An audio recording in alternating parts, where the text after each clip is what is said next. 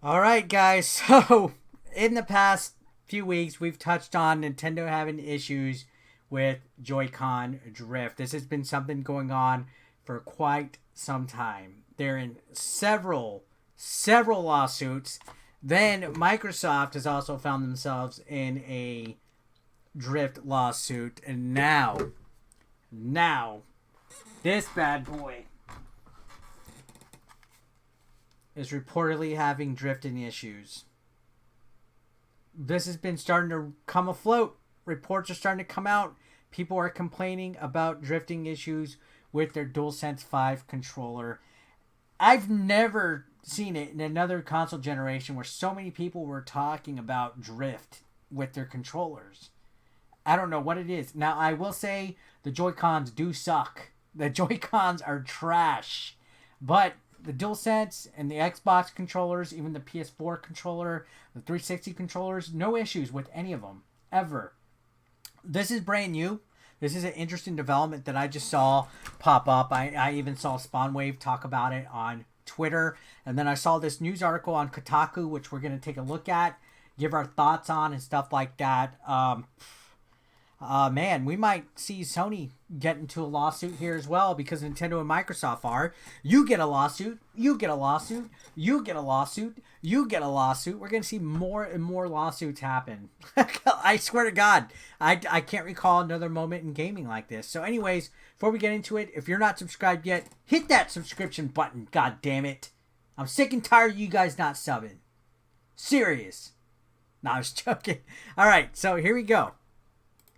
PS5 controllers are drifting, and the repairs are a hassle. Not the reports, the repairs. So a few things about the PlayStation 5 are better than the DualSense controller. It feels terrific to hold, somehow just as solid as it is light. The haptics are truly dynamic. I actually like it. It's a fucking fantastic controller. At least for some games that offer such support.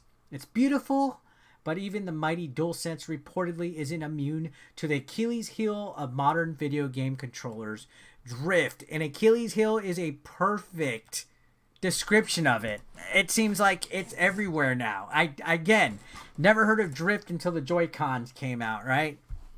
So when you think of controller drift, your mind probably drifts to the Nintendo Switch. Pretty much immediately after the hybrid console released in 2017, unlucky players came to know the dreaded term Joy-Con drift. In other words, the thumbsticks will habitually malfunction, sending the console false inputs even when the players weren't touching them. And this has been an issue. Initially, Nintendo denied it. I've seen Joy-Con drift firsthand. I think it's because we're all dirty and we're touching the controllers and not keeping them clean and doing maintenance every once in a while. I think dirt causes the issue.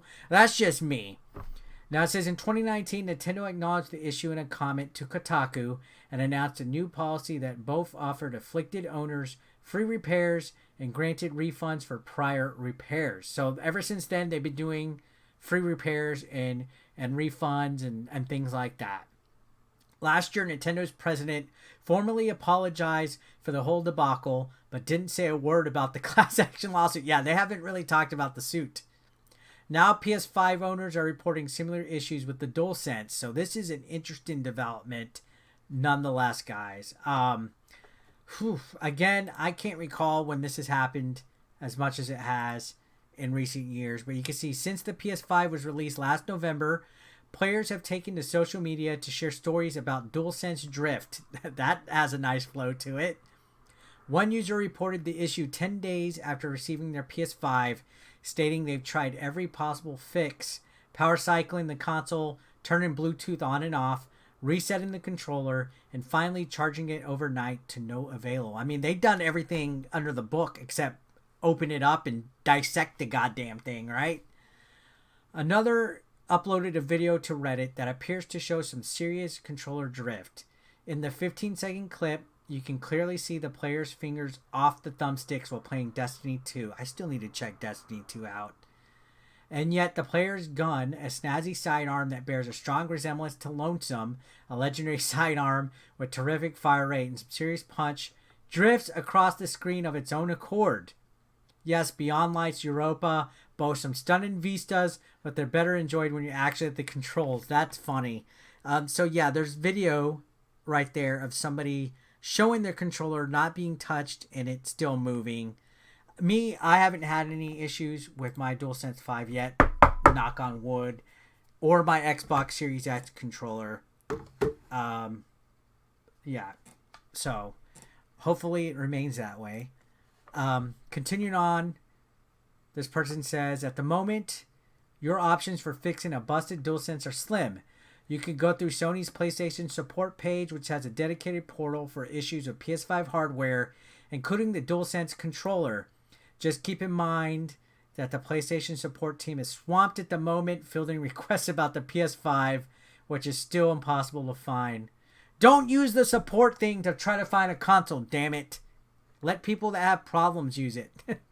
Anyways, this person says they tried hitting up the support and they were told to reach out to a customer service agent via the contact page for support. And a conversation over instant messages, an agent told them to call an 800 number, press 1 for PS5. They did so and then listened to, no joke, a dozen different pre-recorded messages informing me that PlayStation support is not the place to inquire about finding a PS5. I was then kicked over to hold. On the plus side, it was soundtracked by Gustavo Santaolall's deliciously twangy Last of Us theme. And I probably butchered that last name. On the not plus side, I had to listen to it for 17 minutes. As ever, PlayStation support remains a Byzantine maze of conflicted emotions. So this person was waiting on hold for a long time. They were told DualSense Drift is covered under warranty. So that's good. You will, however, have to pay for shipping. Boo! That is crap. Your controller to a Sony repair center, a cost that varies based on a number of factors, including location and the total weight of your package. But Sony apparently covers the return shipping. No recoup on whatever you pay for that first shipping label. Theoretically, the ability to tweak a controller's dead zone on a system level could offer a salve, at least in a band-aid on a bullet wound sort of way. The latest DualSense update 0210 did not add such support. Neither did the last PS5 firmware update. It's unclear if future PS5 updates will add support. That would be interesting to see if that was to happen, like maybe a dead zone fix or something for your controls. That sounds like a good idea from the editor of this article. They go on to say the PlayStation 5 has been out for less than 3 months. It's anyone's guess as to whether or not DualSense Drift will become the next Joy-Con Drift, stoking everything from a wave of customer uproar to a years late executive apology, or it'll fizzle out. At the very least, hopefully this issue is buttoned up before a vampiric law firm smells blood and kicks off yet another class action suit. Yeah, I mean, hopefully Sony doesn't find themselves in a lawsuit. Again, I personally am not experiencing any issues with my controllers. They're working as fine as a baby's butt. So let me know your thoughts in the comment section down below, guys. I'll see y'all on the next video. Thank you for the support. Subscribe if you haven't.